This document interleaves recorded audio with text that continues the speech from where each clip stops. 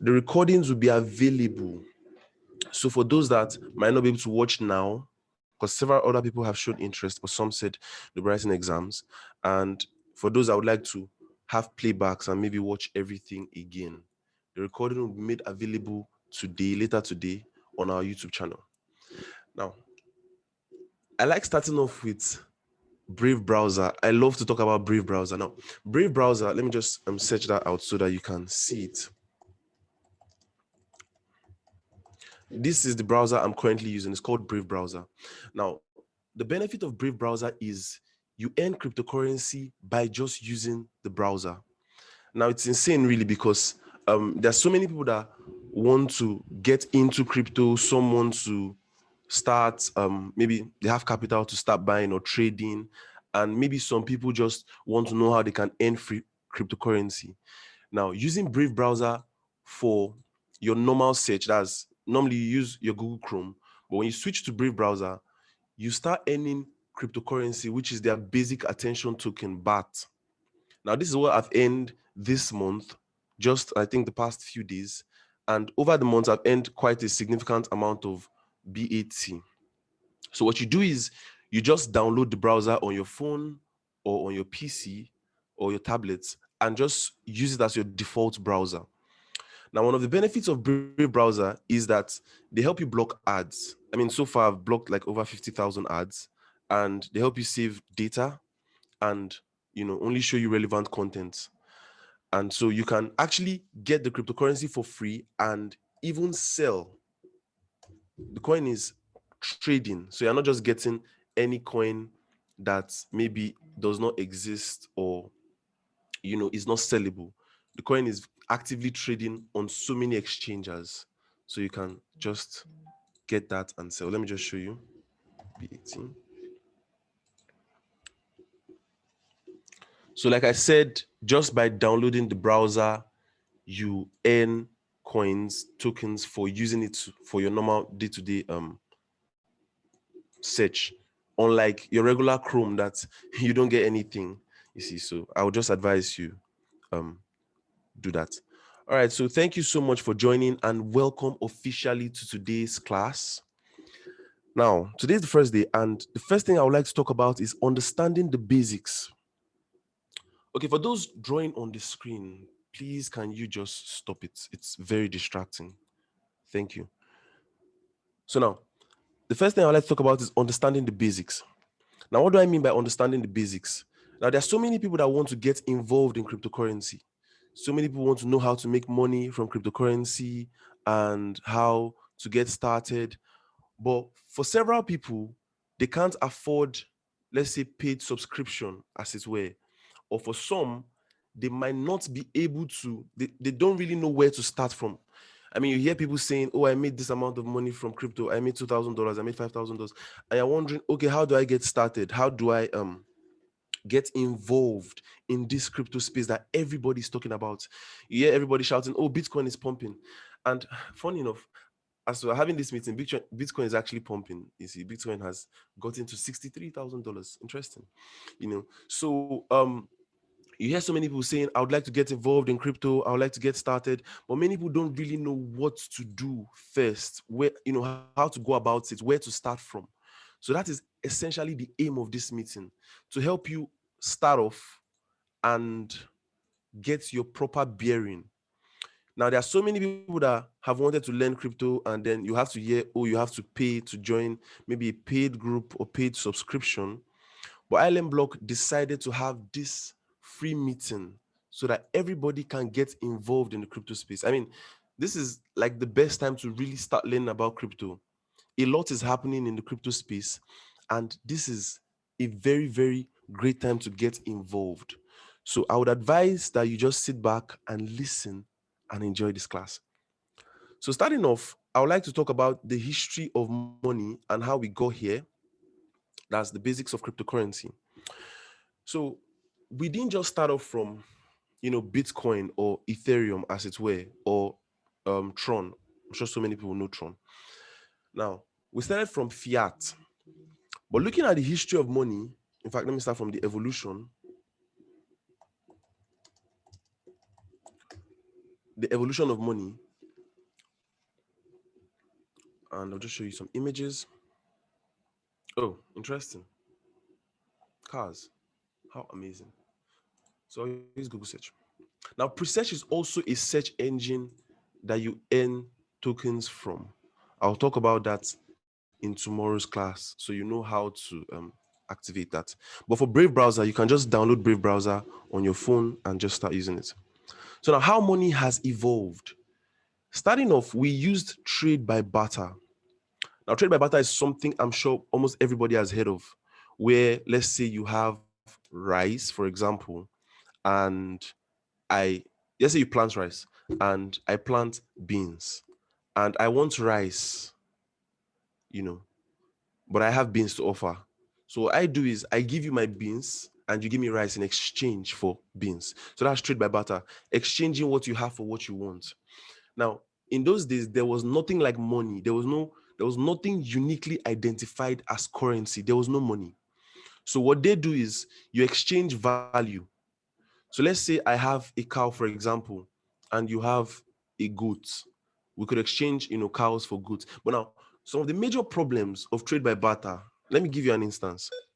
Let's say, for example, I have a cow, but I want rice. I just want, like, let's say, 10 cups of rice to cook.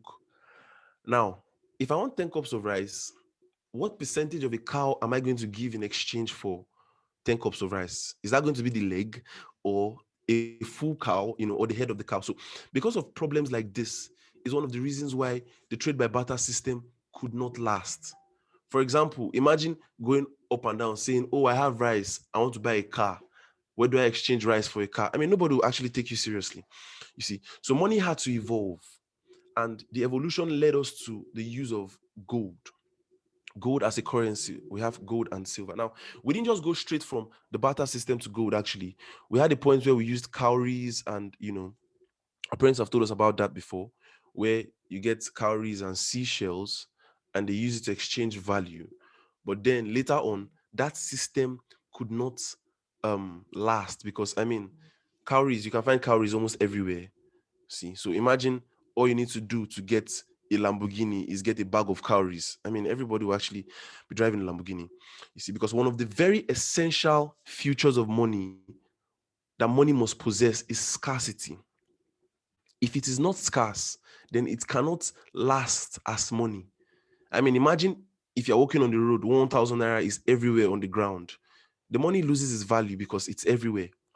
You see, so we evolved from this system to the use of gold and precious metals, gold, silver, and the likes. So, okay, I think someone's asking a question. Let me check.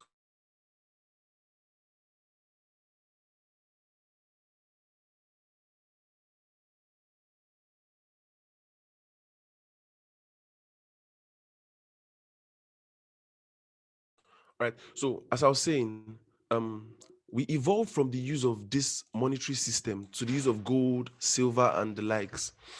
But now, one of the major reasons now, gold is the first real money that we've actually ever had. In fact, gold is the first real money to ever exist.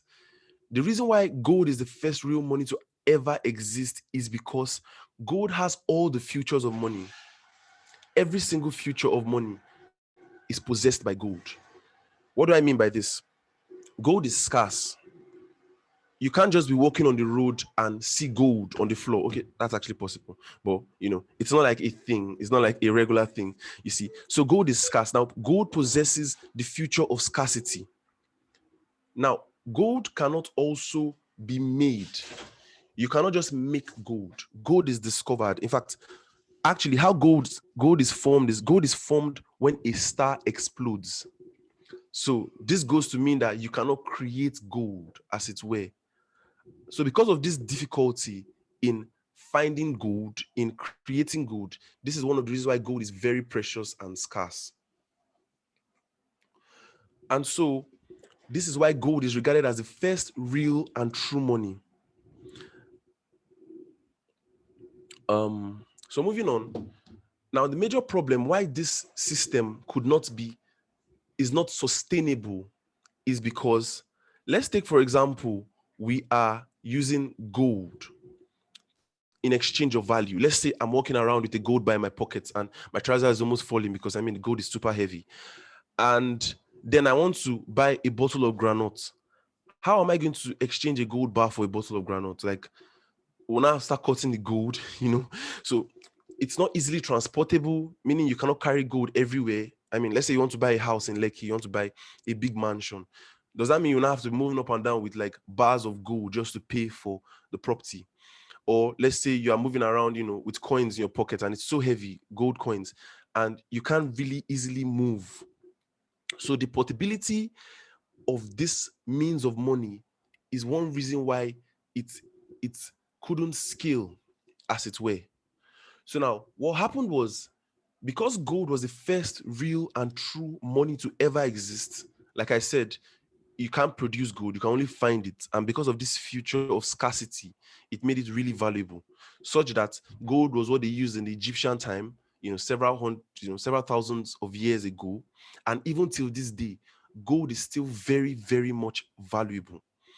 So because of this future of gold, what happened was evolution. Now, we didn't now discard gold completely. Instead, there was something called we had to peg the gold, we had to peg gold to fiat. We had to peg gold to paper money. You see? So that was what happened next. So moving on from exchanging cow for rice and exchanging beans for granite or something, then we now moved on to the use of cowries, which is called commodity money, cowries and seashells, then to the use of gold bars. Then we now started using metal coins, when they had to make these gold bars into coins. So instead of walking around with a bar of gold, for example, you can just have a metal coin, a silver coin, or a gold coin, and use it to exchange value and actually get change. You see, because if you're walking around with a gold bar, you might not get change. So money now had to evolve till we now entered what they call the gold standard. Now, what is the gold standard?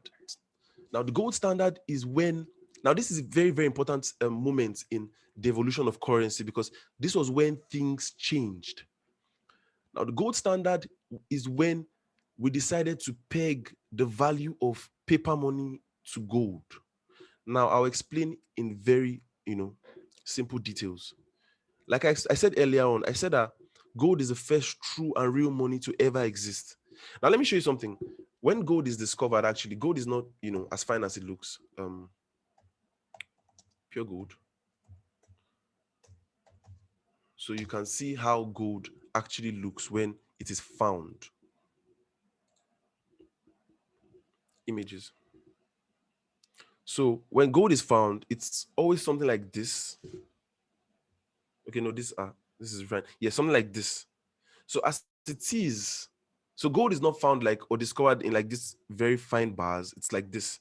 So imagine trying to exchange this for something.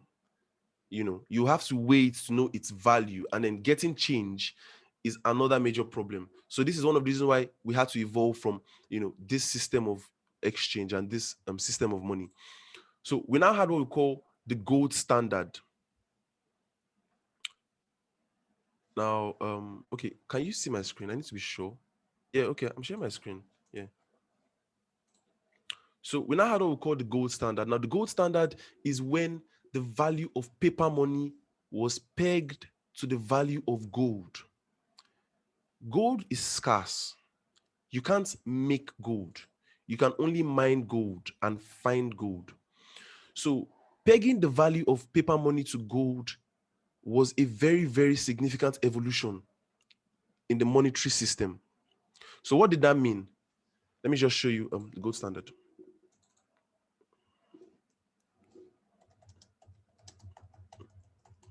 So now pegging the value of fiat money, paper money to gold was a very, very significant evolution in the monetary system, because that meant that for every paper money that was printed, there was a gold backing of that money. Now, let me explain. Earlier on, I said that one of the major features of money is scarcity. Imagine walking up and down and you start seeing 1,000 naira on the ground, or let me even say bundles of money, let's say bags of money on the ground, such that anybody can pick millions from the floor and go and buy a car. Automatically, money loses its value. And because of that, people stop exchanging value for money because it no longer has value. Why? Everybody has it. That is why you cannot come and give somebody stone and say, take this stone I found on the floor and give me $1 million. Nobody's going to do that, you see, because it has lost its value because it is everywhere. So now, what the gold standard did was the gold standard helped in pegging the value of paper money to gold. So for every paper money that was printed, there was a gold equivalent of that money in existence. So let's say, for example, they want to print a $50 note. What that would mean is a $50, that's $50 worth of gold had to be deposited in the bank such that $50 worth of gold represents that paper money. So what this means was, instead of everybody walking up and down with like gold bars in their pockets, they go with this paper money, which was called the certificate of gold. So now let me show you what it looked like. It looked like something like this. Let's see. I'm trying to get a very clear image so you can. Beautiful. So this is it. So this is what it looked like.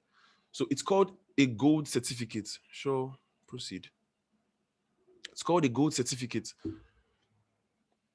So for every note that was issued at that point in time, there was a there had to be a physical bar of gold in the bank. So what this means is, for example, this is a $20 note. So if I zoom in, you see what they said here. This certifies that they have been deposited in the treasury.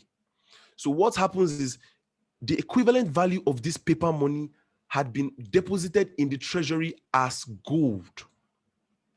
So they said it, and this is $20 in gold coins payable to the bearer on demand. So this means that instead of everybody walking up and down with like gold coins, what you can do is you go to the bank, you deposit your gold coins or your gold bars, and oh, okay, sorry, I'll have to block participant video. So just give me a few seconds. Let me just block something.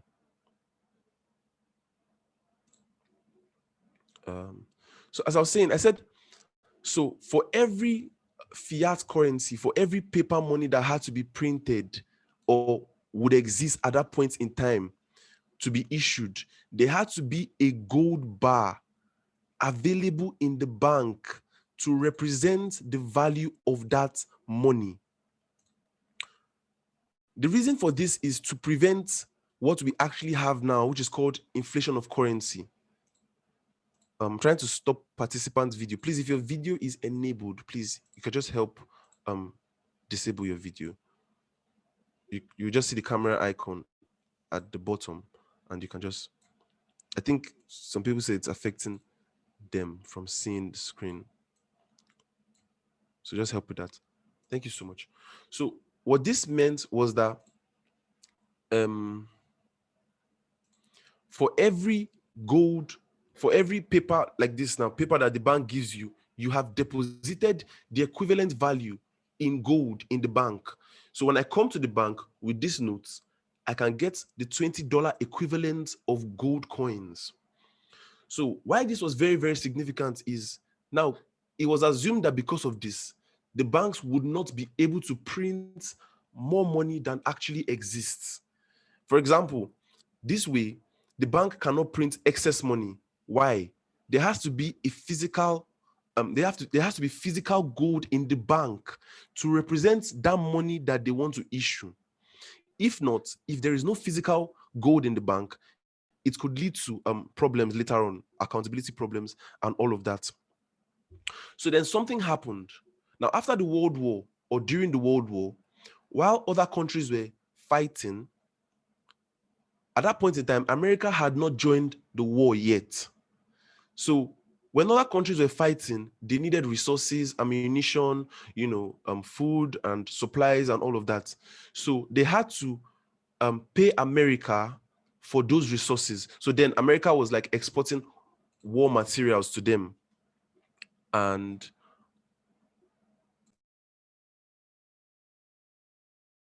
yeah, exactly. That's the problem. Okay, let me just see how I can disable that.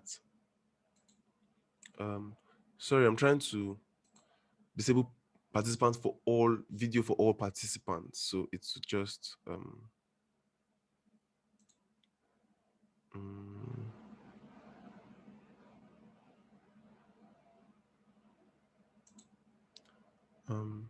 yep. All right. So let's have to work with this.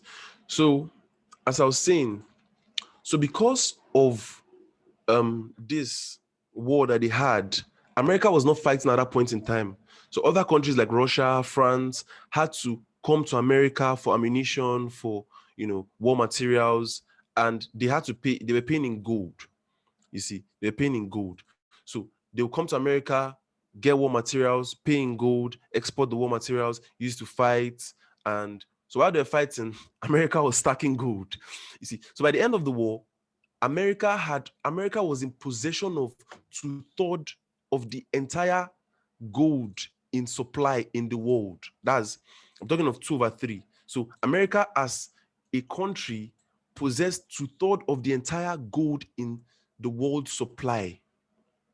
This was, how they rose to power. I mean, rising to power requires financial significance. So because they were in possession of 2/3 of, that's 2/3, very significant amount. Imagine 2/3 of the entire supply of gold of the whole world. America was in possession of that. And they now had to bring something called this gold standard. That was why it was backed by dollar. So America being in possession of 2/3 of the world's gold supply, and then they now had to establish a means for international exchange.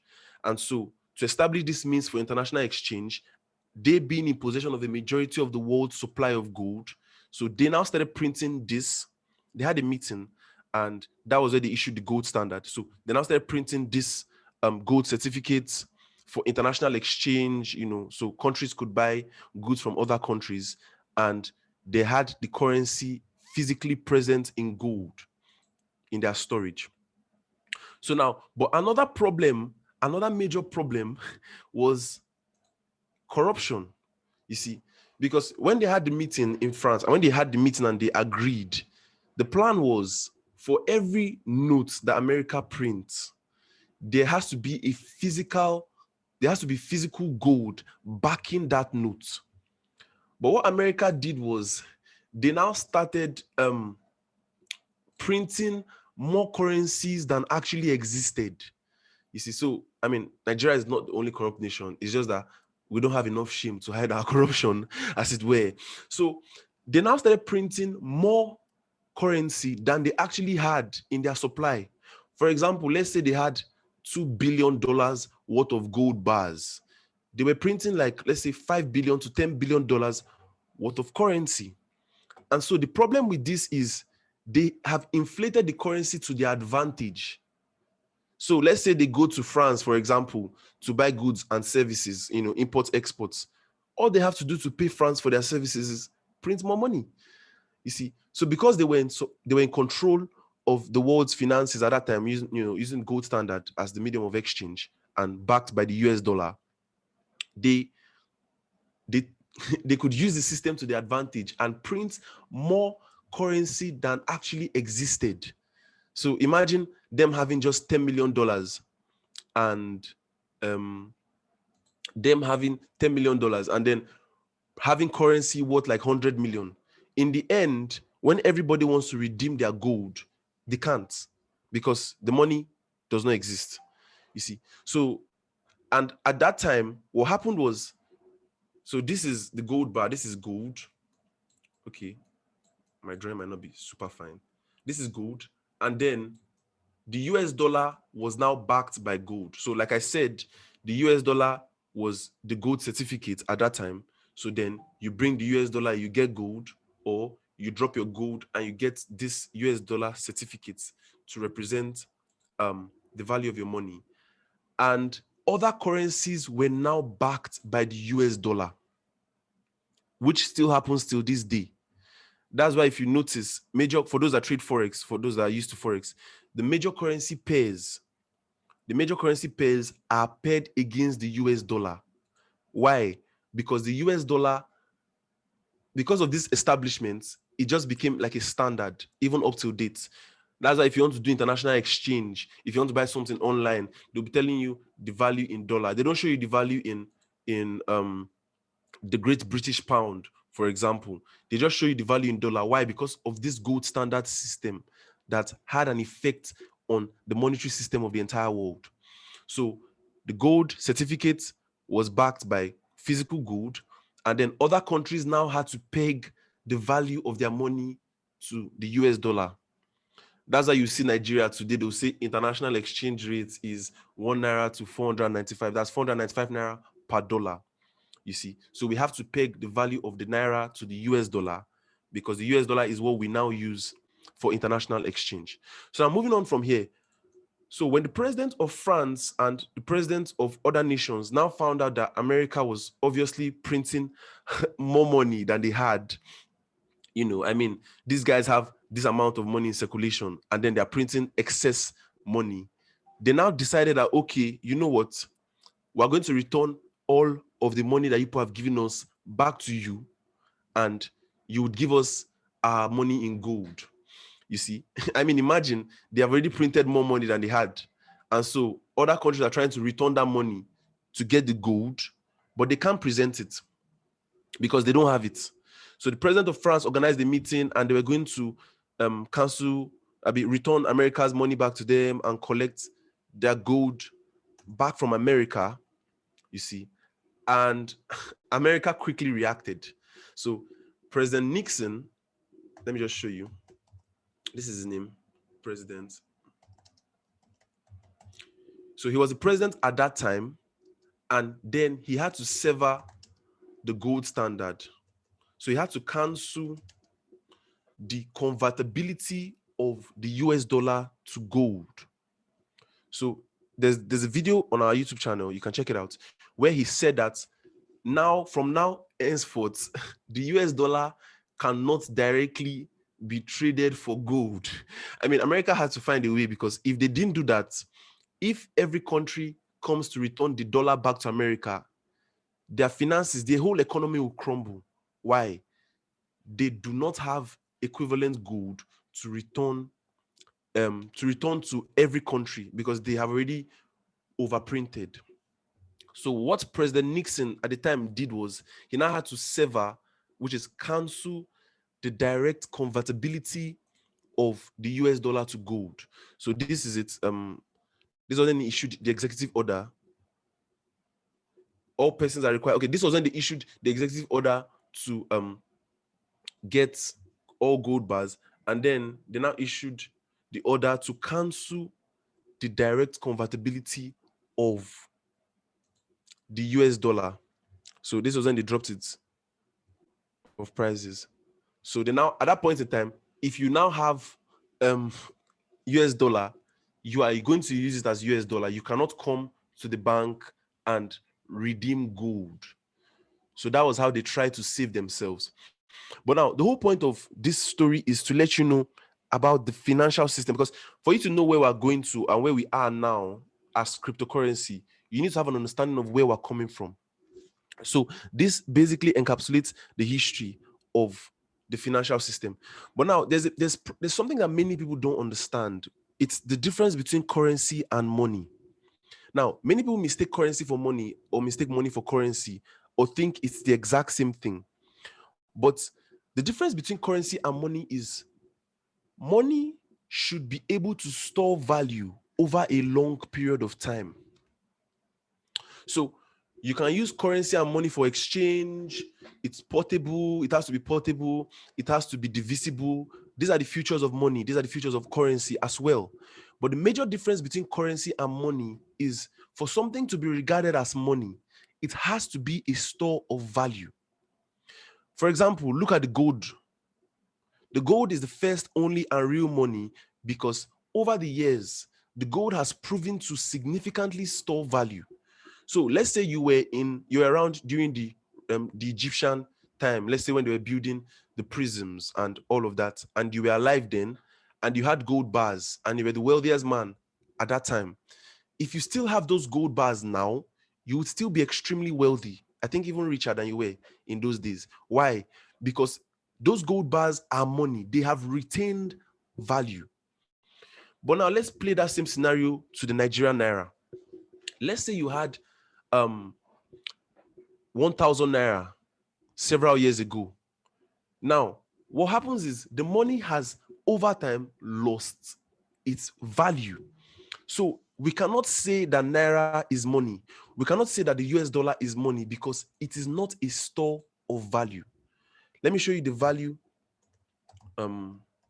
of the US dollar over time so you can see what I'm trying to explain. Now, this is a chart showing how the US dollar's value, how the US dollar has devalued in past years. So what this goes to show you is, this is a downward trend for those that do TA and understand charts. This is obviously not a coin you like to buy. Imagine you see this kind of graph and they tell you this coin is a good coin and you should buy it. You're obviously not going to buy it. You see, or an asset that has this graph performance, it just shows you that it just keeps going down and down and down. Imagine this is where it started from, and look at it is way below the starting point, and it has just been going down and down. It goes to show you that this system is not a store of value. You cannot store value using naira or fiat, because over time it will constantly and consistently lose its value. Now, many people might want to ask, oh, trust me, you don't want to see the naira graph. If I show you the naira graph, you would be. So now many people might want to say, oh, what happens when you are earning in naira and you don't have a choice? Beautiful, you can earn in naira, but that doesn't mean you should retain your asset value in naira. Now, I'll explain that in tomorrow's class also, but moving on. So this goes to show you that the fiat money that everybody worships, 1,000 naira, say, hey, you have money. Over time, it's losing its value. Now, let me show you how it's losing its value. I don't know those that remember, but there used to be a time where a bottle of Coke was, I think, 25 naira, 30 naira. I still remember buying a bottle of Coke for 30 naira. And now it's about 100 naira, 150. So what happened? What happened is the purchasing power of the money. The money is losing its purchasing power. So it's not like 1,000 naira will now become 9,000. It's not like 1,000 naira will now become 999 naira. No, your 1,000 naira will still remain. So if you had 1,000 naira like 5 years ago, you still have 1,000 naira. But then it loses its purchasing power. So pure water that used to buy 5 naira then, has now become 10 naira, almost 20 naira in some places. So the money is losing its value because it now has a lower ability to buy the things it could buy before. So other asset classes have risen, and this is what we regard as inflation. So it's not like if you have 1 million naira kept under your bed, after 1 year, the 1 million naira will now reduce. No, you still have your 1 million solid. But then the problem is, let's say a car you could buy before for 1 million naira. Now the car is 3 million. So what has happened over the past 5 years? Your money has lost its purchasing power, which is the value of your money. Now, why this is a major problem for us in this country, Nigeria, and for the entire world is because if, let's say you're a salary earner, for example, you work in a company and you get paid 100,000 naira per month. Now, that is a beautiful salary to start off with, But then over time, looking at the way the economy is constantly, the constant inflation in the economy, what you could do with 100,000 naira the first month no longer becomes what you can do with 100,000 naira in like your second year of working there, or like your first year, the 12th month. Why? over time, it loses its purchasing power. So you are not exchanging your energy for an equal amount of value. And this is what happens with every asset, every fiat currency, going from the dollar. Now, this is what I'm showing you here is the purchasing power of the US dollar, not even naira. Not even naira. I mean, imagine the value of the US dollar before $100. What's $100? The purchasing power at $100 is now below $20. It's now like 3 points. And this was 2010. It was 3.48. So that shows you how badly the economies are affected by fiat currency. So let us not even go to naira, which naira at some point, 1 naira was equals to 0.87 US dollar. Yeah. So then 0.87 US dollar will give you 1 naira. Imagine how valuable naira was. So if I have 1 naira, I have way more than $1. But now, lo and behold, 1 naira is now 495, 500. You see, so that just lets you know how over time fiat currency is built to die. Now, the major reason why fiat currency is depreciating in value and will keep depreciating in value is because of it is a centralized system. The governments print money when they feel like and use it to address anything and everything they want to address. For example, America last year during the pandemic, they printed several billions of dollars. They called it COVID-19 relief funds and whatever it is. And they gave Americans some stimulus check, but then they couldn't account for several billions of dollars that were printed. According to them, they said they used it to relieve some companies that were going bankrupt and all of that. So these guys are just printing money and using it for whatever they feel like. And please, let's not even talk about Nigeria and our accountability with printing money. I'm sure none of us even know how much have been printed in the past 1 year because these records are not available or accessible. You see, so the problem with this system is because they control this system, because you don't have control over this system, it will keep favoring them and money will keep losing its value. So getting involved in cryptocurrency is beyond, wow, I bought Bitcoin with 10,000 naira. Bitcoin is now 15,000 naira. Yeah, my money has increased. No, it's way bigger than that. This is you securing the value of your money. You are securing the value of your money because in cryptocurrency, there is no centralized control. Nobody owns Bitcoin. Nobody owns Ethereum. So nobody can come today and say, oh, okay, we want to print more Bitcoin in circulation. They can't. They cannot try it. You see, so this is what happened with evolution. This is why we are currently where we are with cryptocurrency, because this is us going against the centralized system. And that is why it is the future of money. Aside talking about the tech and how beautiful it is, the fast payments, the cross-border payment system where you can be in Nigeria and pay someone for services in America, and all of the benefits. But the major benefit is it removes us from these centralized systems that are controlled by the governments that are only seeking their own benefits. Last year, before the pandemic started, Naira was 320 to 340 Naira per dollar. Now it's currently 490. So if you were saving in your bank account and you were saving your 100,000 Naira last year, over time, your savings are increasing, but the value of your money is decreasing. I mean, what's the point? So now the next question you might want to ask is, okay, so how do I get started in this cryptocurrency? How do I invest? How do I start making money from it? Now, this is why I first addressed the whole aim of crypto, so you can have a basic understanding of what you're getting involved in. So this is not a get rich quick scheme. This is not a buy Bitcoin today, tomorrow to increase in value. Yes, Bitcoin is going to increase in value. And yes, one day Bitcoin is going to be worth $100,000 and eventually 1 million. You see, but then this is beyond just making money from the system. This is positioning yourself in the future of payments, position yourself in a future technology. So that is why you need to be very well equipped with knowledge so that you can know what is going on and how you can get involved. So now getting started. Now, to get started in the crypto space is very, very simple. It depends on what exactly you want to venture into. Not everybody is in the crypto space for the same reason. For some, for example, for some people might own businesses, maybe private businesses that they own and run, and they might only want to use cryptocurrency as a payment system. Let's say I have an online store, for example. Let's say I run a Shopify or an online store, and I want to use cryptocurrency only as a payment system, such that people in America can pay for my services, and I get the money straight to my crypto wallet. So now that might be your reason of interest for getting involved in cryptocurrency.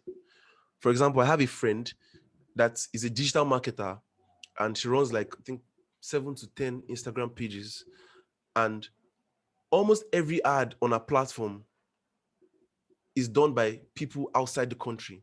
But then she gets paid in crypto because she can't get paid directly to her bank account. So this is her own reason for getting involved in crypto. This is what she does for crypto. And then for some people, you might want to venture into cryptocurrency to trade. Now, there's a lot of money you can make from trading cryptocurrency. There is a whole lot of money. In fact, if you are into the crypto space to get involved in crypto trading, you can make a lot a lot of money, you see. But to get knowledge on how to trade, to know how to trade profitably, you need guidance.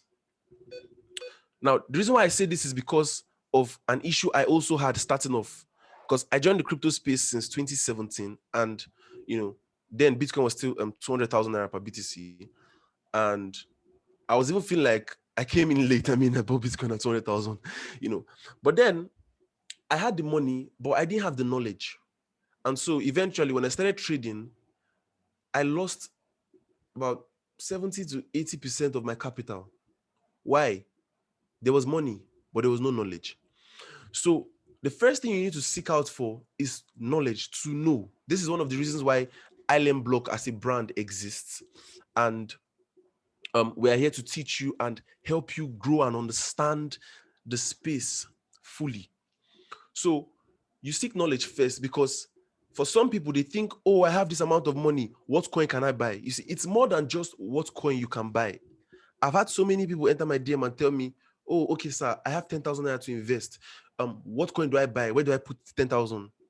And I'm like, okay, do you know how to use this platform? They're like, no. Okay, do you know about this? They're like, no. And I'm like, if you don't know how to use all these platforms, then how come you're thinking about investing money? The first thing that should come first is gaining knowledge. You need to know, so that you won't have to now spend money on your mistakes. And yes, Emmanuel, there's going to be a recording. It's currently being recorded. So once we're done, I would make sure I upload it and make the link available. You see, so the first thing you need to know is to gain knowledge. It will save you a whole lot of stress. It will save you a whole lot of money you would possibly waste from making very avoidable mistakes. Very, very avoidable mistakes. Trust me. Because I made these mistakes, and that's why I'm here to guide people and teach people so they don't make those same mistakes. So if you're getting involved in trading, cryptocurrency trading, there is a lot you would need to learn. Now, there are some free videos on our YouTube channel, and more videos will be coming up this week into next week. In-depth trading videos. But like I said, you need to focus on learning first. Now, if there's anything you need to zero your mind from, in fact, if you didn't hear anything today, hear this particular part. You are not late in this space. In fact, we are just getting started. Some people will come and tell you, oh, Bitcoin was $1 before, now Bitcoin is $63,000. Or Ethereum used to be $0.5, and now Ethereum is way over 2,000. But let me tell you the very honest truth. You being here in this meeting, you hearing what I'm saying, at this point in time, you are still very, very, very, very early in the crypto space. And I mean it. You are still very, very early. Less than 3% of the world's population has currently adopted cryptocurrency. The total market cap for every cryptocurrency in the world, every cryptocurrency, is just about $2 trillion. Let me even show you that. Let me go to CoinMarketCap. What I'm saying is, so the total amount of money that has been invested in every cryptocurrency, every single thing, is just $2 trillion. Now, this is a lot of money. Don't get me wrong. I'm not saying this is like spare change. But what I'm trying to say is, for a sector that is known to be the future of financial evolution, $2 trillion is like a starting point. And funny thing is, out of this $2 trillion, Bitcoin is like 1.2 trillion already. So basically, every other cryptocurrency is like $800 billion.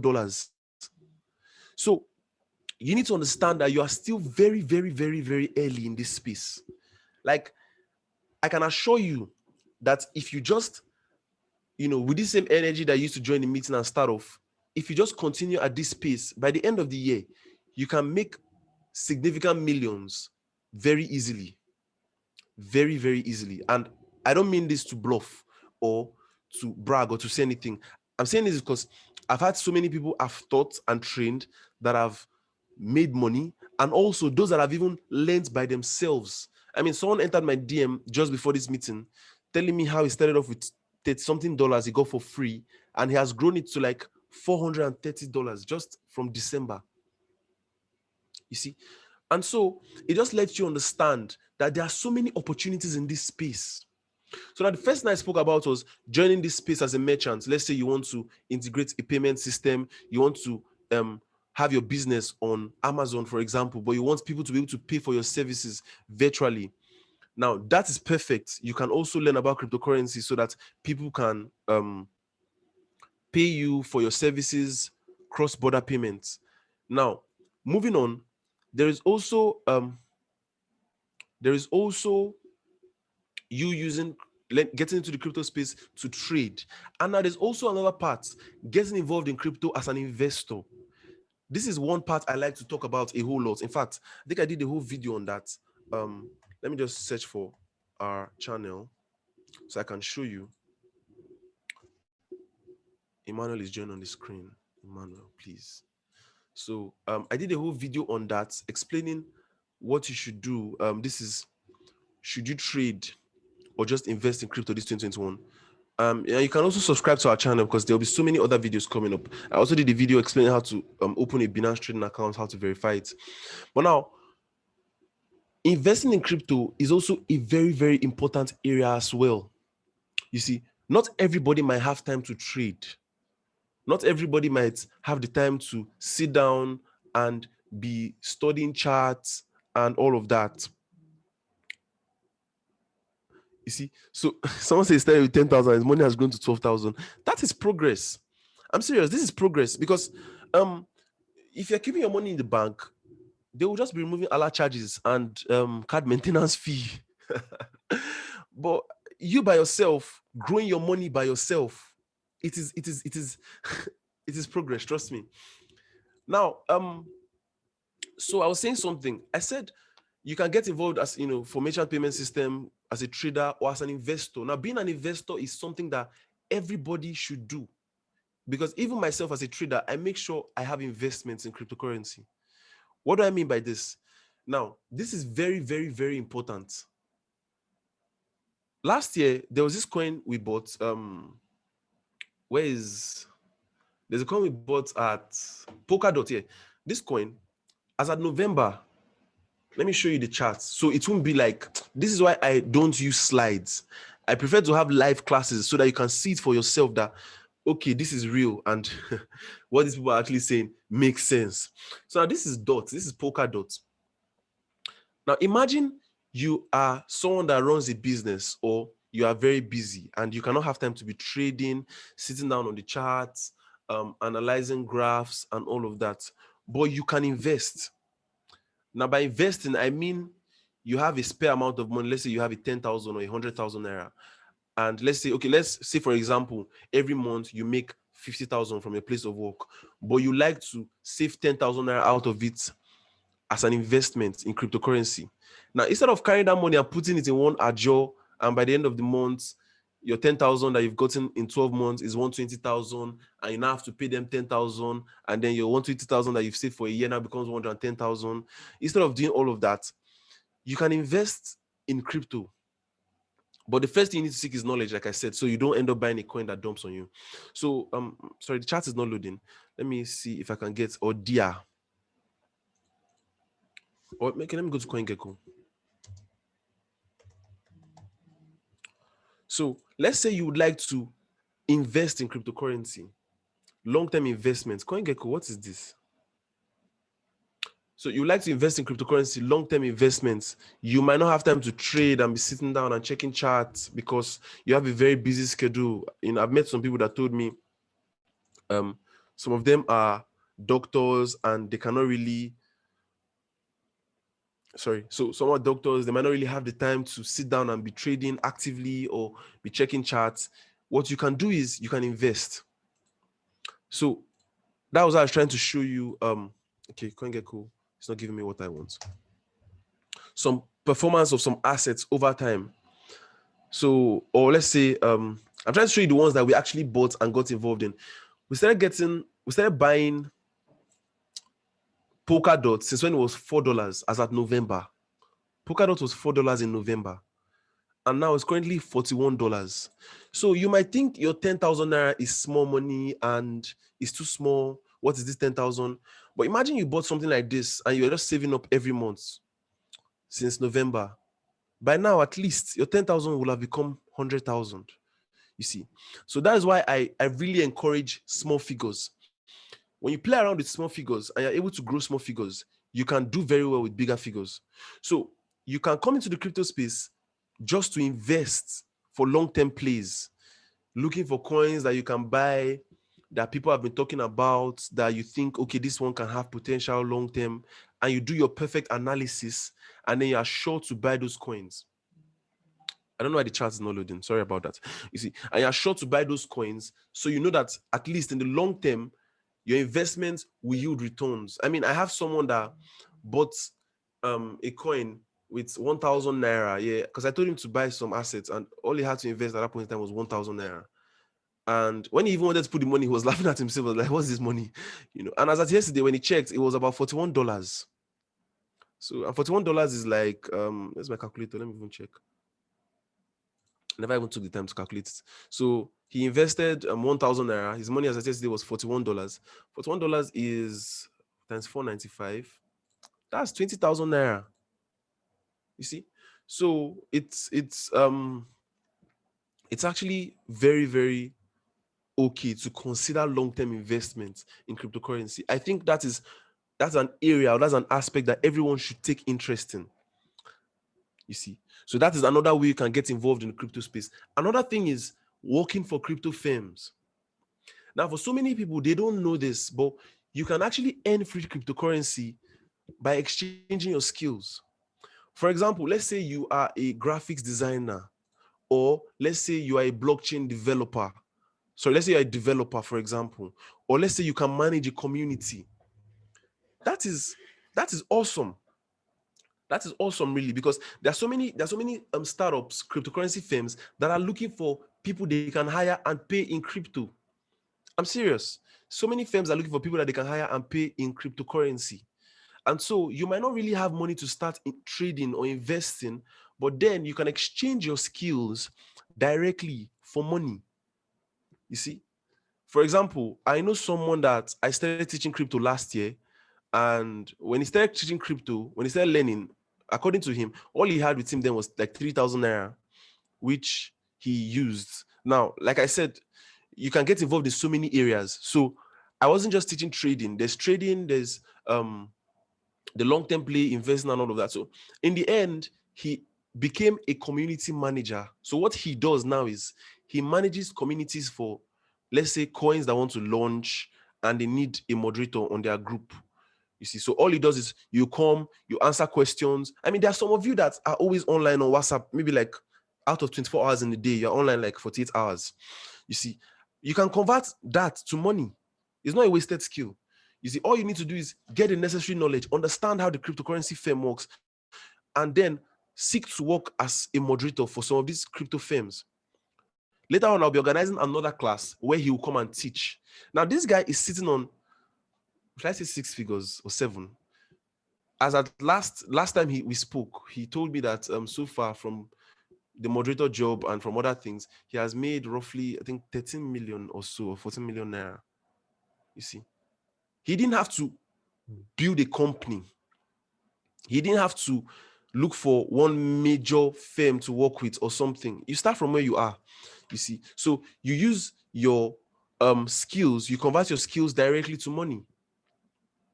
There are some people that are good with graphics design, for example. You can find a crypto firm and work with and design and get paid in crypto. You see, and from there you can just be saving up in cryptocurrency. Because many people think that to get involved in the crypto space, the only thing you can do is trade. If you're not a trader, you're nothing. Well, I'm here to tell you that you can be anything. And funny enough, if you don't want to do anything in this world, you can just be eating giveaway. You can just decide to just be winning giveaway. There are so many ways you can win giveaways, even on Twitter, for example. I don't know how much time I have. Let's see if I can just sorry, I'm supposed to search Twitter. I'm searching giveaway. So let me just show you quickly so you can see what I mean. Even though I might not have the time to elaborate on this because we need to be fast. So let's say there's something called airdrops. Airdrops is how you earn free cryptocurrency. So if I just come on Twitter and I check airdrop, for example, I come on Twitter and I search hashtag airdrop, I can see some new ones. For example, these guys now, Waffle Exchange, airdrop, they're airdropping $1 million worth of waffle to the community. First 10,000 participants will receive 100 each. I mean, what? CZ liked this tweet? Are you kidding me?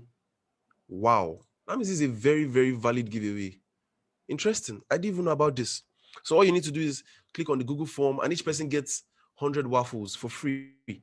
You see, I know I just come here, click on the Google form, fill it with the, oh, it's not even filled up yet. I think if you would like to do that, maybe you can just check it out. Let me just send the link for those that might be interested in doing this particular giveaway. I mean, who knows? So I'll just share the link here. So if you are someone that you might not have any skill specifically, but you just want to be eating giveaway. There's even giveaway. You can be eating giveaway in the crypto space. And I'm serious.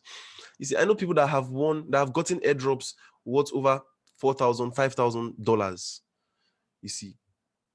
And so there's also that aspect of cryptocurrency too. So there are so many areas really. So I'm just trying to let you know that getting involved in this crypto space, there is an opportunity for everybody. Even if you're the busy type, there's a space for you to fit in. Even if you're the one that already has a career path, there's a space for you to fit in. You're the one that all you do is chat on WhatsApp. You don't really have anything to do. There's a space for you to fit in. Everybody is relevant. Everybody is important. Why? Because the space is still evolving. Everybody is welcome. So if I just search hashtag airdrops, I can search through and, I can see so many other airdrops. This is another one. SDF, only 1,000 lucky participants. I'm sure they filled up because they already have 1,200 likes. And so by just scrolling, I can see so many giveaways and just be doing the giveaway. And, who knows? I searched airdrop specifically because if I search giveaway, for example, they might be showing me all this Nigeria Twitter giveaway. But airdrops would take you to crypto giveaways.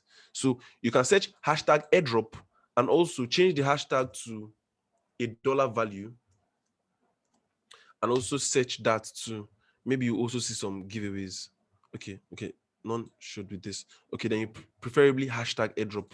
So you search hashtag airdrop and you just see, these are even the latest ones. I can check the ones I just posted and try and see the one I can do. Safe down network, the airdrop is live. So I'm just trying to let you know there's so many other ways you can get involved in cryptocurrency without even money, without even having money to start off. So this is 12 o'clock on the dot. I have exhausted my 1 hour. This is where I take your questions. So if anybody has any question, please send it in the chat box. But please let the questions be well coordinated so I can see every question and I won't skip anybody's questions. So please ask questions relating to what we've taught today. So you won't be asking me about technical analysis and fundamental analysis. It's an onboarding class. Many people here are still new in the crypto space. So we don't have to ask very technical questions. So please start asking your questions so I can answer as many of them as possible. And yes, the recordings will be made available so you can still watch after this class. Please, sir, teach us how to start trading. Yes. Now, for this trading aspect, for trading, I'm going to work on, I'll do a video on our YouTube channel. Just subscribe to our YouTube channel. That is all you need to do. Just subscribe to the YouTube channel. For trading, the reason why I have to do videos is because if I'm to teach you trading, I would need to, like the past recordings I have, my in-depth trading tutorial videos is like 12 hours long. And so imagine I'm having a 12-hour class with everybody. Nobody wants to have a 12-hour class, you see. So let me just get the YouTube link for you. So all you need to do is just subscribe on the YouTube channel, because every new video will be posted there, where I'll teach you how to use Binance, how to trade on Hotbit, how to trade on Huobi, how to spot profitable coins. And I also did an airdrop video. So if you'd like to learn about airdrops, how to do airdrops, there is an airdrop video. Where is that video? Yeah, so this is how to get free cryptocurrency through airdrops. So I did an airdrop video where I did a brief description, and I also posted some links in the description, groups that you can join. So you can check that out. So now let me start answering the questions from, so that is that. So about the trading videos, that is what I can do about the trading video. So over time, then later on, I can now decide to have a trading class where it's just be for 1 hour and I'll touch the basics. But then you must have watched those videos so that you can have a very in-depth understanding of the major concepts. So the 1 hour class will just be a review class. So tell us more about airdrop. Yeah, so for airdrop, just check out the video on my YouTube channel. You see there's a video there on our Island Blog YouTube channel. It explains airdrops very, very well. So somebody's asking, how do we receive airdrops? Okay. In the video, I also explained how to receive the airdrops. 12 hours. Yeah, it's actually a very detailed video. So about the issue of airdrop, how can we go about this contact address they used to drop? Contact address. I really don't get that question. But then in the video, that's why this the airdrop video, I explained very well. You see, for example, if you want to start using airdrops, you should open a new email account, you should have a trust wallet, but just watch the airdrops video so I don't now bring in complexities and start talking about something totally different from what we talked about in today's class. So what is BEP address? Well, BEP address is basically the Binance chain address. BEP is for Binance. It's Binance chain address. So once you check your Trust Wallet, if you download Trust Wallet from Play Store, you will be able to copy your BEP wallet address. Please, how do I know legit airdrops? Exactly. This is a very awesome question. Now, the thing about airdrops is you can't really know the ones that are legit, truth be told. So what I always advise people that want to do airdrops is, if you want to start out an airdrop career, have new profiles, create a new Twitter account, create a new email, create a new Telegram account, create a new wallet. So even if it is not legit, you don't lose anything. Your personal details are not compromised. Your private information does not leak. And when they send you spam emails, you're not affected by it. So that's what I always advise people to do. Have a new profile, a new email, a new all of that. It might be difficult to manage, but trust me, it's totally worth the money. Now, how to know if an airdrop coin would have, well, you can't know if an airdrop coin will have value or not, you see. It depends on the company. If they decide to push the product, or the project, it will have value. For example, there was an airdrop we did last year, December, this SafePal airdrop. This was it.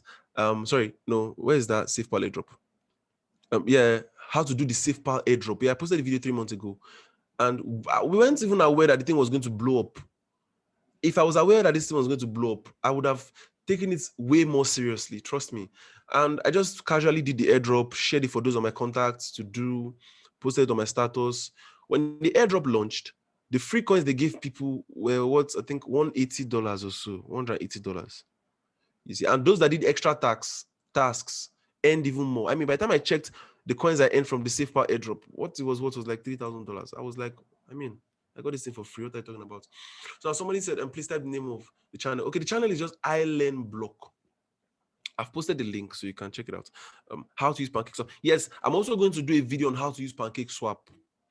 So everything will be available on our YouTube channel. Just subscribe to the YouTube channel, because I might lose contact with everybody here. I might not be able to still communicate with everyone.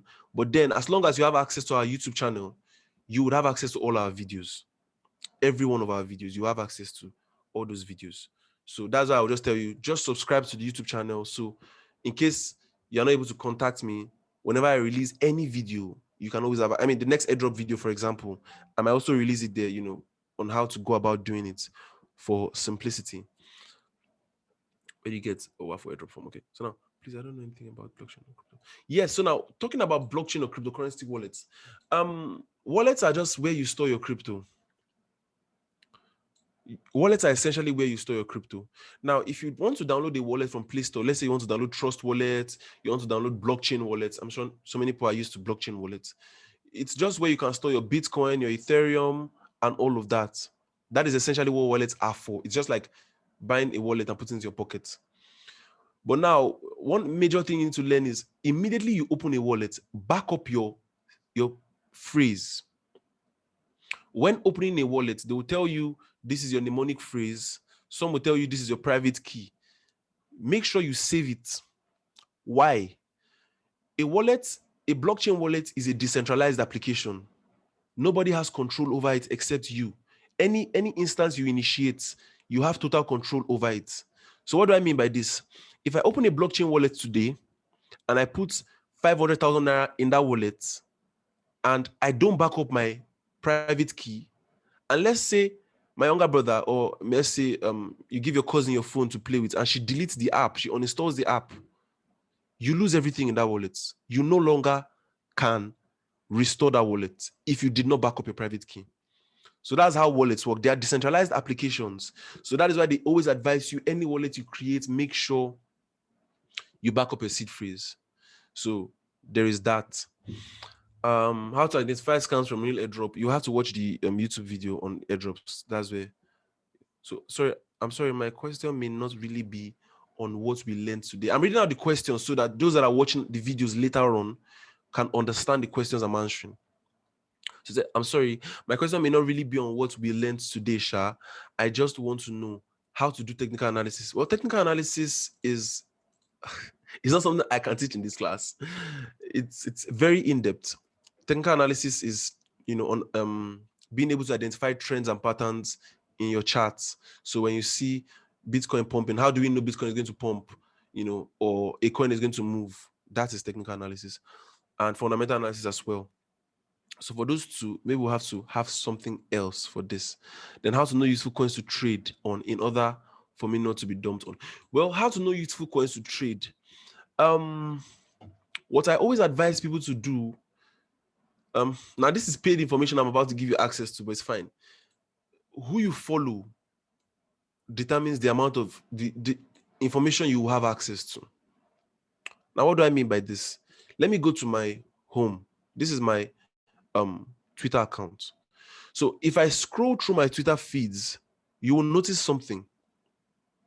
99.99% of my Twitter feeds are crypto related. Anything that is not crypto, you hardly see it on my Twitter feed. Why? I'm interested in getting knowledge, information. So what do? I follow the people that will give me that information. So I try to avoid trends, all these trending tweets in Nigeria, all this, somebody did this thing to this person, because all those things can be very distracting. I mean, you come on Twitter and you spend 3 minutes and then you check the time and it's like 8 hours have gone. And I'm like, but I only spent 3 minutes.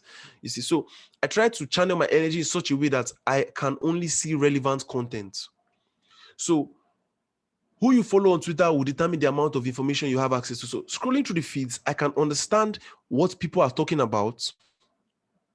I can understand where the market attention is gearing towards, and then I can know what to research on.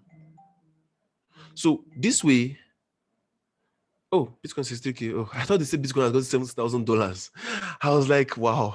So this way, I am able to get relevant information. So when I check my feeds, for example, if I scroll through and I see that I am following someone and the person is now talking about one thing that is not relevant, I immediately unfollow because I don't like stress. I can when I'm interested in entertainment Twitter, I know where to find entertainment Twitter, but I majorly use this to sieve information and get relevant content. So what I can advise you to do is just maybe you can follow those I'm following.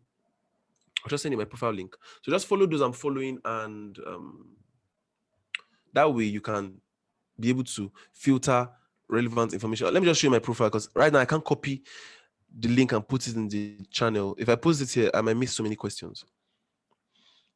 So someone saying, how do you determine the authenticity of an airdrop? Yeah, so for all airdrop questions, please watch the airdrop video. I have a value coin like this value. Yeah, value coin has been going around. That coin does not have any value. I mean, the irony, value coin doesn't have any value. Jeez. So that coin doesn't have any value, so don't bother about it. Concerning the airdrop, sir, if you want to win the giveaway, are you to sell immediately? Well, this is totally dependent on you. For example, last year, Uniswap gave us free coins. Uniswap gave us 400 coins for free. As at the time they gave us the coins, it was worth $1,000. Today, the 400 coins they gave us for free is worth $12,000. Cope did an airdrop recently. As at the time they gave the airdrop coin was worth $900. 3 weeks later, this thing is worth $11,000. So I can't tell you to hold, and I can't tell you not to hold. It's like this. Any coin you receive as an airdrop, you need to understand what the coin is. If it's a project that could last, please, by all means, hold. And if it's a project that you feel might not stand the test of time, you can decide to sell in bits. Maybe sell 20%, then if it pumps, sell another 20%, or, that is totally dependent on you. Please, I don't know anything about blockchain or crypto wallets. Yeah, I just explained. So you just download the wallet from Play Store and you open one. Please, what does it mean by minted bond and liquidity? Okay, I can't address minted bond and liquidity here because this will take me all the way into DeFi, and like I said, this is a beginner class. So someone asked what aspect I'm covering tomorrow. Yeah, I outlined the aspects in the group. Every aspect I'll be covering and topics I'll also be teaching. For example, tomorrow I'll also be talking about cryptocurrency brands, and how to make money from cryptocurrency. Also, I'll go more in depth tomorrow. Then like 3 or 4 other topics, and I'll also conclude with, I think I said I also talk about some long-term coins that you can also look into that have potential. I mean, in last class I had last year, I called some coins. I called DIA. DIA was $1 then. I think DIA is currently sitting at, let's see, let me check DIA. Called DIA, told people to buy DIA. Called DIA, called RSR. RSR is over 200% up. DIA was at $1. Now DIA is like $5.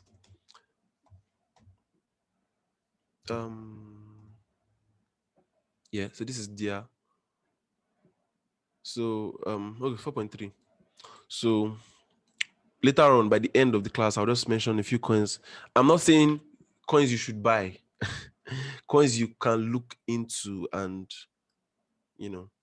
that are worth looking into for future profits. So contract address is the address that shows the blockchain. Okay. Well, there's no magic really backing the increase and decreases in the cryptocurrency. What makes the cryptocurrency increase or decrease in value is there's something in economics called demand and supply. That principle still holds. Demand and supply is the unique principle that determines the value of any cryptocurrency. For example, look at Bitcoin. There would only ever be 21 million Bitcoin. So what do I mean by this? Bitcoin was created in such a way that after 21 million Bitcoins, that's, I have 1 Bitcoin, I have 2 Bitcoin, I have 3 Bitcoin, then 21 million Bitcoins. So after 21 million Bitcoins, there would never be any more Bitcoin. So there would only ever be 21 million Bitcoin in this life. So what is this? This is scarcity. I mean, imagine in a planet where we have a population of almost 8 billion people, and there's only 21 million of a coin, 21 million. So this is scarcity, and scarcity always leads to value. Not in all cases anyways, but in most cases. So the demand and supply is what actually determines the value of a coin. Now, that is not just the supply, but then the demand. What is Bitcoin used for? What is the use case? Why do people need this coin? So because there's high demand and there's a fixed amount of supply, value increases. Look at a coin like Ethereum. Ethereum would never have a fixed amount of supply. Ethereum, you can always keep mining and mining and mining Ethereum. But then Ethereum has its own use case. Projects are built on the Ethereum blockchain. And when you build a project on the Ethereum blockchain, for you to use it, you will need to have Ethereum to pay for gas fee. So because of this future, there cannot be a limited amount of ETH, but you can be rest assured that ETH would constantly increase in value because every project built on the Ethereum blockchain must need Ethereum. You see, so the same thing applies for several other projects. You need to understand what you're investing in and know what works for you. And for example, this is it. Let me just show you something. There are over 9,000 cryptocurrencies currently. So you can't know about everything. For example, there are so many times that people enter my DM and be like, "Sir, what do you think about this coin?" And I'm like, "I'm sorry, I don't know anything about it." It's very possible. There are over 9,000 cryptocurrencies. You can't know everything about all, but the ones you can learn very well, you can make significant money from it. And learn to be part of a community as well. If you're part of a community, you can get information, you can get access to information that could make you, some very good money. I'm trying to rush up. I'm seeing like 76 more questions. Jeez. Wow. Can you explain money? So, good afternoon and thank you for taking our time to educate us on crypto. Thank you so much. It's a privilege. For someone like me who doesn't have any idea on crypto but wants to invest, what is the first step to take in registering and investing? The first step to take is to not invest. The first step to take is to learn. Why do I always lay emphasis on learning? I'll give you a very good example. Last year, there was someone I advised to buy Ethereum. Anyways, I've been shouting by Ethereum since last year when Ethereum was like $180. I mean, I told someone that Ethereum was going to get to $500 before the end of the year, and he was like, "I'm talking rubbish." Well, here we are today. So she's in Ghana and she was trying to trade, but she wasn't really understanding it. She learned and learned, but it was still quite difficult. And I told her, okay, you know what? Not everybody is meant to trade, but everybody is meant to invest. So take out some money and just buy ETH and just be saving up in ETH. ETH was like $180 then, less, And then she bought Ethereum worth 300,000 naira. She bought Ethereum worth 300,000 naira. Then so at some point, Ethereum fell small. So she now sold 150,000 naira worth of it and held 150,000 naira worth and just forgot about it. According to her, she told me it was 1.3 Ethereum she got. Yeah, that was 1.3 Ethereum. So she just held the rest. And a few weeks ago, we got talking and she was like, and I asked her, "Do you remember that ETH you bought that time?" She was like, "Oh, it's true that she even bought ETH. Now, let her go and check." And she checked and the value was over, how many million? So it just shows you that, let me check, 1.3 ETH. And she's still holding, funny enough. So 1.3 ETH. ETH is currently $2,215. That's $2,800 times 495. That's 1.4 million naira. So imagine your 150,000 naira made you 1.4 million. You see, so everybody might not really trade, but that investing part, you must invest too, whether you like it or not. So the first step is knowledge, seeking knowledge. You need to know what you are investing in. For example, if she knew about Ethereum very well, she wouldn't have sold the 150K she sold. You see, so by the time you have enough access to information, by the time you know, if you buy a coin and you buy the coin at $10 and it falls to $5, you are not moved. Bake, for example, Bake was a coin that was at $2. Then a few weeks ago, it fell to $1, and now it's back on like $2.4. Now imagine you bought at $2 and you didn't know about the coin and it now fell to that $1 and you sold. You're regretting, you've lost your money. What is even this rubbish? And you now woke up and saw it on $2.4, 40% profit or so, and over 140% profit from the dump. You'll just be hating yourself. You see, so I always advise people, seek information first. By the time you now fully learn about the assets, how to get involved, then you can now start saying, okay, I want to buy this coin, so that you will not now buy it and to now fall. You'll not be saying, where is the person that told me to buy this coin? You told me to buy this coin. It has now fallen. You need to understand what you're investing in. And yes, any cryptocurrency can crash. Any cryptocurrency can crash. Any. There was something that happened with XRP that last year, where they had this SEC issues. Sorry, was that last year or early this year? They had this SEC issues with like American government, and the price almost like it was like the price shook significantly. The price shook. I mean, let me check very detailed chart. And this was December 19th. I'm trying to check that point exactly. But it just went. So imagine, for example, let's say you don't know anything about this coin and it went from here to this place and you now bought here. By the time it now falls here, instantly you'll be thinking you've been scammed, you've bought rubbish, they've gone away with your money, one thing. And it now still falls and now still falls. Then you now sold and wake up one day and see that it is now here. You will just be pissed for no reason. You see, so that's why I always advise people, the first thing to do is seek knowledge. With the information you have, you will definitely make money. You will definitely make a whole lot of money. So YouTube handle. So then I also got this Bantu Kini coin airdrop. I have the coin. I've been holding for a while now. Any hopes? Oh, I think I heard about Bantu Pay. Just hold. They're planning to launch soon. So just keep holding. Would I make a video on TA and FA on YouTube? I'm considering it. TA and FA. I am highly considering it. I first want to start from the basic fundamentals, things that need to be addressed so that everybody can scale on a certain level. But then for TA and FA, you would see videos on TA and FA.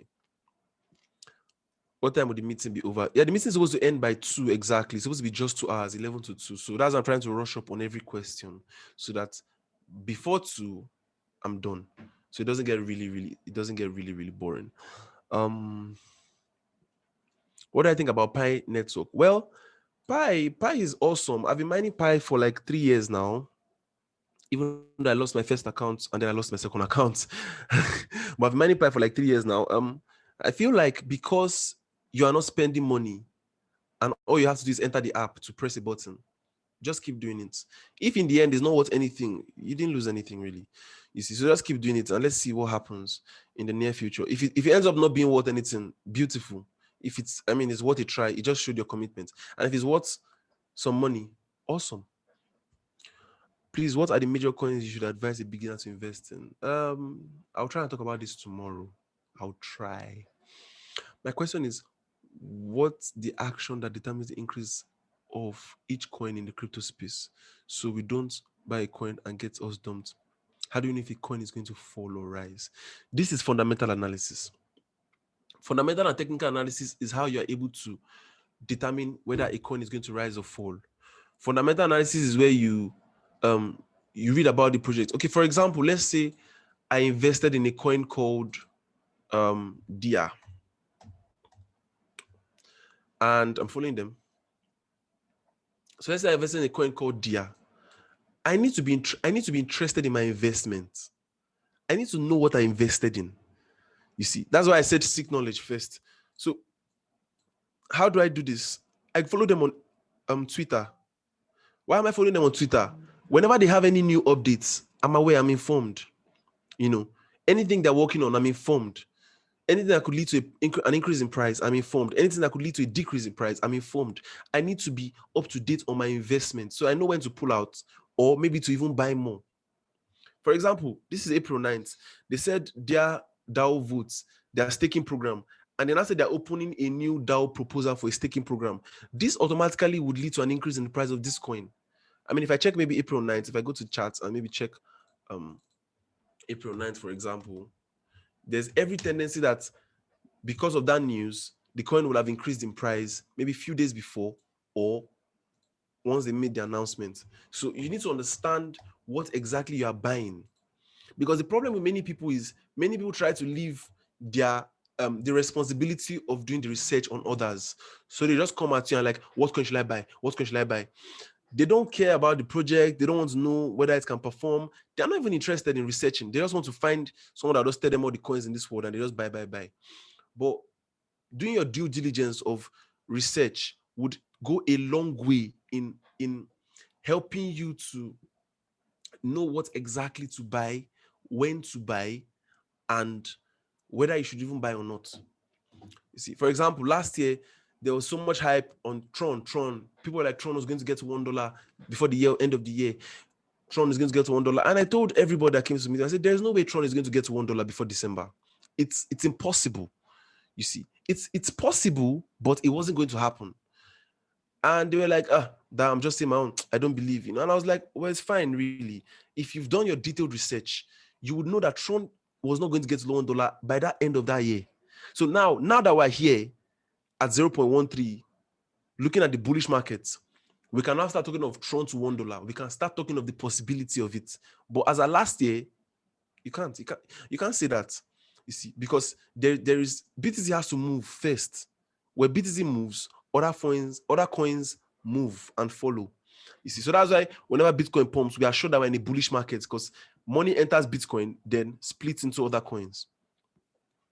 So moving on, I think I spent so much time answering that question. Out of the videos you have on your channel, which of the videos would you advise or say we start to watch first? The first video I advise you to watch is the beginning. Why cryptocurrency? Why cryptocurrency is the future. Here is when I also did another detailed analysis of the evolution of money and all of that. Before I now spoke of airdrops. So why cryptocurrency is the future? You need to watch that. How do I start service exchange? How do I start service exchange? Service exchange for crypto. I don't understand that question. How do you back up a wallet? Well, it depends on you. Everybody has their own way of backup. You can write down your private keys and store it in a hard drive. You can write down private keys and store it in a physical storage. Maybe write on a paper. It depends on you. What method works for you? What method works for you? Everybody has their own different method. For some people, are good with books. So what they do is they can write it down somewhere, and when they write it down somewhere, when they write it down on a sheet of paper, they have that paper. But there are some people, if you write it down on a sheet of paper, before 1 month, you can't find the paper again. So there's really no generally advisable means of backup. It's just find what works for you. If you can write it on a sheet of paper and keep it somewhere, and you need to be there for like 5 years, awesome, please go ahead. If you can screenshot it and back it up on, I don't advise Google Drive storage, but if that's what you have left, no problem. If you can back it up on, anything that works for you really, but you need to back it up in such a way that nobody will have access to it, so that you will not back up your private key. Someone will now see your private key and now go and empty your wallet. You just need to be very, very conscious of such for safety reasons. So now moving on. Yes, we're working on some new videos. Sorry that there has not been any recent upload in the past 2 months. The first thing we had to do is we had to do a full logo rebranding. I'm sure you noticed the current logo is different from the logo on our old video. So there are so many things we needed to work on to scale on a certain level. So now that we are done working on those things, expect some very new videos. So Twitter handle, I'm sure you guys have seen the Twitter handle. For those that were asking, this is the Twitter handle. So you can just check it out and decide to follow some people I'm following. I also say maybe if you want to keep your private life private and you want to keep your social life social, you can always open a new Twitter account for crypto stuffs. Depends on you, or you can decide to unfollow everybody you're currently following. It also depends on you. I want to learn technical analysis. Yeah, so I talked about technical analysis. Yeah, so that one too. Is Hive an advisable coin to buy? Well, I have never really read about the Hive project. I'll be very honest with you. At some point, someone told me some things about it, but for me, before I invest in a project, the technology gets my attention. It has to be something that I vibe with. So I can't say whether you should buy Hive or not. At this point, I'm not really, I don't really know much about Hive.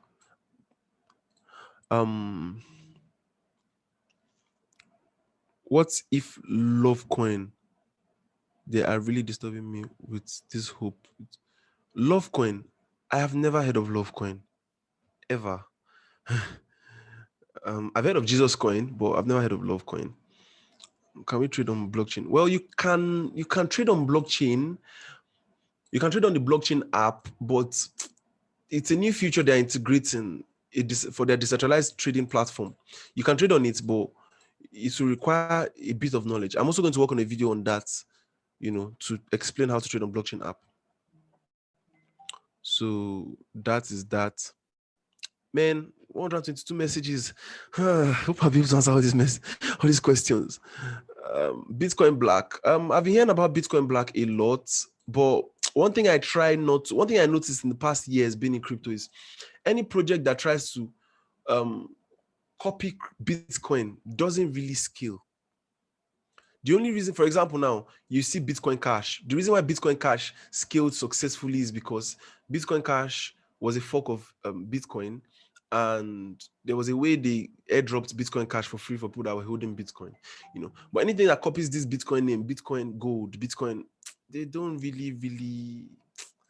I'm not really bullish on them. I feel like every project can come and create their own name, but all those ones that want to come and say Bitcoin killer, you don't need to kill BTC really. Just come up with your own stuff and let everybody rest.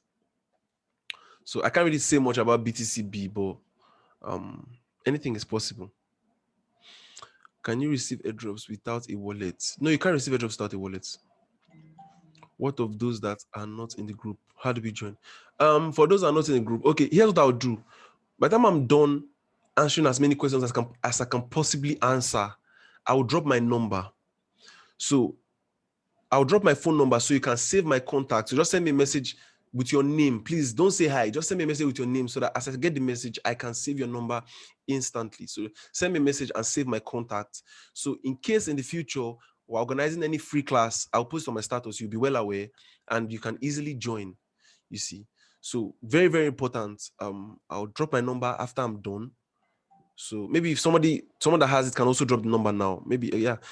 So, but once I'm done, I'll drop the phone number. So you can always just send me a message with your name. Just say, hi, my name is this. I've saved your contacts. Please save mine. So that I just get in the DM and save it. It just helps a lot.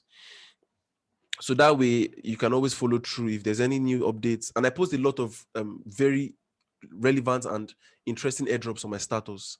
I mean, the TKO airdrop that just concluded, for example, I posted that. I was also able to guide some people in doing that. The airdrop was I think $50 or $70 or so, So there's also that too. Every once in a while, not every time. Can you buy crypto with credit card? No, you can't buy crypto with credit card currently. Yeah, tomorrow I'm also going to talk about the crypto ban, the crypto restriction, and how you can bypass the crypto restriction and still be able to buy cryptocurrency. I would also do that tomorrow. Somebody's asking, as a beginner, I had just 5K, what coin will advise me to get? Well, I cannot really give you any advice on any coin to get at this point in time since you are a beginner. Because if I tell you what coin to buy, I still have to tell you how to convert Naira to BTC to buy the coin. I still have to tell you where to buy the coin. I still have to tell you how long to hold the coin. There's really a lot to it, you see. But let's see what happens in tomorrow's class. Can we trade on blockchain? Yeah. Okay, some of the questions are repeated questions, so this is nice. For airdrop questions, like I said, just check the airdrop video. The requirements for the airdrop, yes, you need email. Yes, you need your wallet address. There's also that too.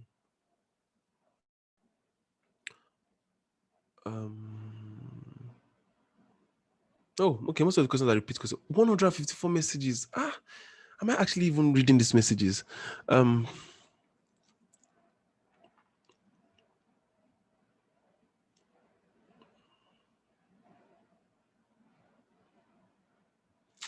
Okay. I would like to know more about working for crypto firms. Yeah. So working for crypto firms, I'll talk about that tomorrow also. That's part of what I would be talking about tomorrow. Wrapping up. So tomorrow I'll talk about how you can get opportunities working for crypto firms and how to shoot your shots. How to shoot your shots, because you need to know how to shoot your shots working for a crypto firm. You can have the skills and the potentials really, but if you don't know how to shoot your shots, you might not really get those opportunities. So I'll let you know how you can shoot your shots, how I was able to shoot my shots and work with like 4 crypto firms, and I'll just let you know all about that. I just hope tomorrow we'll have enough time. I'm hoping that I'll see relevant questions. Most of the questions are repeat questions, and I don't want to skip everything.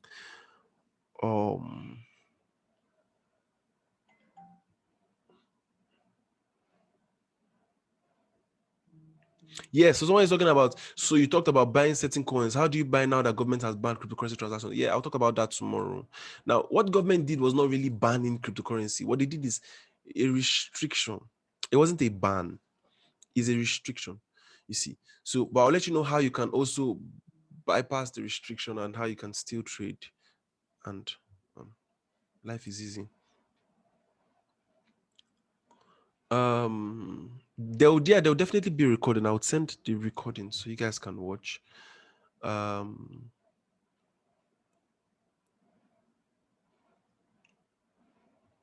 Sahid has asked this question. I want to learn technical analysis and also how to trade cryptocurrency. How do you know the latest crypto in town to get them in billion with cheap price? You've asked this question like 344 billion times now.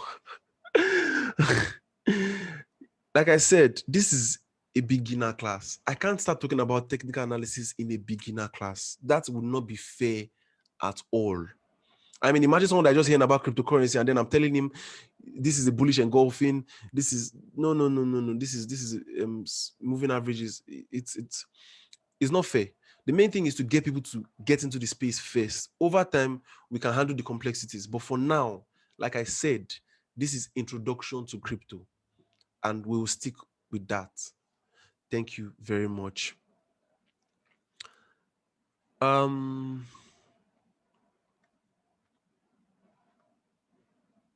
So just message me on WhatsApp. Just send me a message on WhatsApp with your name so I can save your number. And if we're going to, what I'm planning to do is the current groups we have, maybe turning them into communities. That was why I didn't want to create another group. Once I found out that the second group was filled up, I was like, let's just stick with 2 groups. And then so many points I met them, and we created another group and it was filled up, and we created a 4th group and it's almost filled up. So let's see, maybe in the end we would delete all groups and just have just one WhatsApp group. And then the total number of people that join that group, we'll just stick with those people for a community, maybe an onboarding community, to just get people to attain a certain level of knowledge, more like mentorship for a certain period of time. I'm considering it. Thank you, Crypto China, for finally telling Saeed that he has been spamming. I was wondering, because it is well. So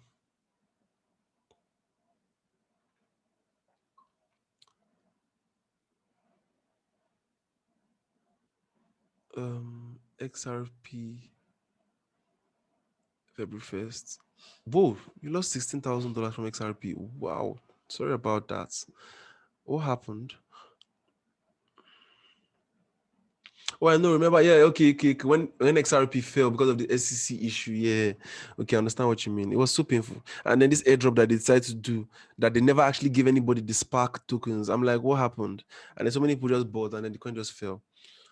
But it's cool, really. What's my take on Dogecoin? Dogecoin is a joke.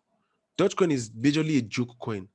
But like I said, you need to know how to follow the trends and follow the markets. Everybody's talking about Dogecoin. Even if it's a joke, just have small. So at least even if everybody's laughing and it's profits, you're laughing with them, And if it ends up dumping, at least it's just a small amount. So it's just good to have small. The way Elon Musk has been talking about it, funny enough, Elon Musk doesn't have any Dogecoin. But let's see. Let's see if they finally use Dogecoin as the coin on the moon. It's been a joke all this while, but anything is possible. Anything is possible.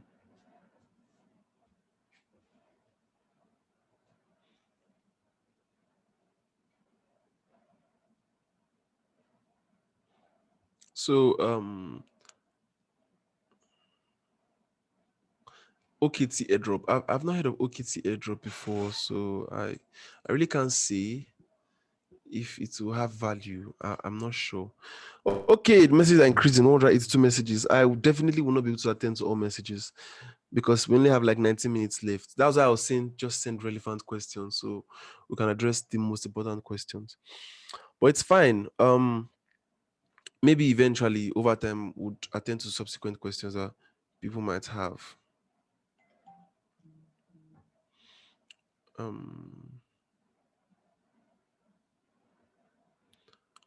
So I'm just reading through. Do I have plans for launching a project? Full information will be disclosed eventually. Which do you think is easier and better, forex trading or crypto? Thank you. Finally, a question that I love. The difference between crypto and forex is this: the crypto market, the forex market, there's more volume in the forex market. I think daily is not 3 point something trillion dollars. Maybe if I'm wrong, maybe it's even more. But the crypto market, the total volume is still billions. So what does this mean? More money is moved in the forex market. I mean, the forex market has been around for a while. You see, more money is moved in the forex market. So what is this trying to say? You can make shit ton of money in the forex market. Like you can make a whole lot of money. But then the crypto space is more forgiving and is more welcoming and it has more potential. It's like investing in the internet when it just started off. I mean, look at Amazon. Amazon started as a store that sells books online. I mean, but they leverage on the internet. And look at Amazon today. What's the richest man? You see, so I feel like crypto is an opportunity for young people to make money easily. Why? It's more forgiving. For example, if you buy a coin today and it falls by 50%, you don't lose all your money. You only lose 50% of your money. And guess what? You only actually lose when you sell. For example, last year during the pandemic, when the pandemic started, the whole crypto market was in shambles. Everything started dumping. Like everything was just dumping. And then BTC fell. BTC fell to like $3,000 or so. Hope I'm clicking the right things. I'm not even sure. BTC fell to like $3,000. And if you had sold your Bitcoin at $3,000, that is when you would have lost your money. So you only lose when you sell. You see, but in forex market, you can get liquidated, you can lose all your assets. There's every possibility. And so I'm trying to show you what happened in the 2020 market so you can see for yourself. So this is March 10. So BTC went all the way from $9,000 to $5,000 in March. All the way from 9,000 to 5,000. Now, if you had sold, because that's like 50% loss, if you had sold, you would have lost 50% of your money. You'd be like, this thing is a scam, blah, blah, blah. Today, Bitcoin is 60 something thousand dollars. Are you kidding me? You see, so this is why I always emphasize on doing your research. And also, it's more forgiving. So when you are getting involved in the crypto market, it's like learning about a future technology before the world even adopts it fully. So I'm not saying if you're doing forex, leave forex, come to crypto, or if you're doing crypto, go to forex. No, whatever works for you. Everybody has what works for them, but make sure you have crypto investments. Whatever it is you're doing, even if what you do for a living is you fry rocks, even if you fry stones for a living, just make sure you have crypto investments. Just make sure. It's very, very, very important. So can someone be a forex trader and a crypto trader? Yes, you can be a forex trader and a crypto trader, but I believe in focus. You can be a forex trader and invest in crypto. Beautiful. Or you can be a forex trader that trades crypto commodities.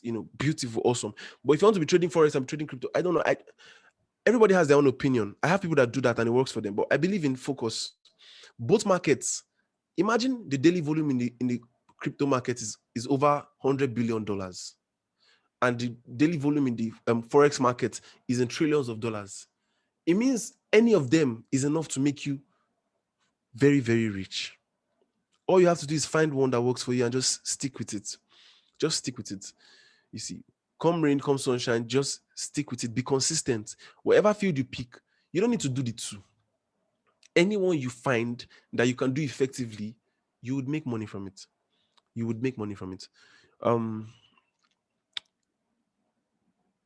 okay, Badmos, I got your message. You can send me a message on WhatsApp, so I would respond to that. Yeah, of course, people trade both markets. Yeah, I know people that trade both markets very profitably. Like people that trade both very profitably. So there's no trade forex or trade crypto. No, you can do any. You can do both, but each independently is enough to make you super rich. So after research, what are the major factors to look for during the period of research on a particular coin? Factors that determine if the coin is a promising coin or not. Okay, here's what I'll do. For our paid group, I have a paid group I run.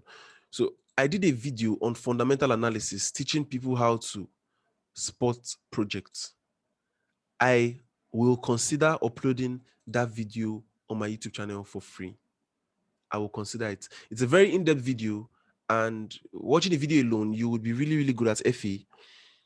It goes very in-depth. It teaches, like, you would understand how to find projects, how to know their future valuation, looking at the coin market cap, looking at the market capitalization with respect to projecting the future price. And you can just get your bearing from there. For example, there was this coin, Xcore. When I started doing my research on Xcore with these same principles, Xcore was at like 1 point something dollars, but eventually I got to buy it at $2. And the first thing I told them is the first target for this coin is $5, and then the next target is $10. It has hit $5 and it has hit $10. It's hit $10 today. Yeah, got to $10 today. So that is that. And my next price projection for Xcore is $100 by the end of the year. You see, I mean, look at the market cap. So it's just that. So moving on. 203 messages. Okay, so we have 12 minutes and I'll be wrapping up soon. I think I've been able to answer as many questions as I possibly can. Let's see. Let me just check the rest and see what else I can talk about. Later on in the month, I want to organize an AMA session. So that's the time will be communicated. Just send me a message, like I said, and let me save your number on WhatsApp. So the time will be communicated to everybody on my status. We'll have a design. So the AMA session is where you can unmute your microphone, ask a question. I can answer your question, or maybe somebody else during the class can ask a question. Anything you'd like to know. It's general, crypto related, not crypto related, investing, building your personal portfolio. I'm going to fix a time and date for that AMA session. So then I can now maybe address some more personal questions. Somebody say that eating is data. Okay, so I think this is the end for now, because wow, Enoch just dropped some alpha. SNX, BQX, AVX. Those are solid calls. Those are very solid calls. Those are very solid calls. So USDT. My take on USDT. USDT is a stable coin. USDT cannot move. Please don't buy USDT and think the price will move. USDT is a stable coin. USDT is pegged to the value of dollar, so it will always remain $1. So if you put 1 million naira in USDT and leave it for 1 million years, your 1 million naira will still be 1 million naira. The only benefit of USDT is like holding dollar. So if I buy USDT, if naira loses value, my money would have gained value against naira because it's like buying dollar. So that is the only take on USDT. So if you don't want to get involved in anything in crypto at all, you want to just wash your hand off of all these profits, you can just buy USDT and hold. You see, so eventually, if naira loses value, which I mean, we all know is inevitable, looking at the way they're running the economy, you still end up in profits. So that is that. Sorry, yeah, Perez, you say you've DM'd me. I would respond to your DM. I have like almost 400 unread messages, but I would sit down and respond to every DM. I promise. So after this meeting, that's what I'm trying to wrap up. So we won't have to waste any more time. So 9 minutes remaining. Yeah, somebody just dropped my number. So that is it. I'm checking. I'm just seeing all the messages. So you can just send me a message on WhatsApp and I would respond to them. Hey, geez, still 200 messages left and right. Okay, so this marks the end of this class. Thank you guys so much for coming. Tomorrow we would wrap up. Tomorrow our session is by 11, also 11 to 12, and we'll now take further questions. And please try as much as possible to allow the questions to be very specific to what we thought. It would help in guiding what has been shared. So do have an awesome day. And for tomorrow's session, please feel free to invite your friends to join. Anybody can join. And just share the link across your network. Have an awesome day. And don't forget to send a DM. Let me just drop my number one more time so that you guys can see it. Even though I think they've dropped it.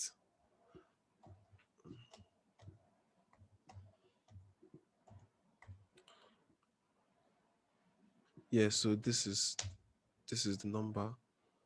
So you can just save my number and send me a message. I would respond to everything. Do have an awesome day, guys, and thank you so much for joining. Bye-bye.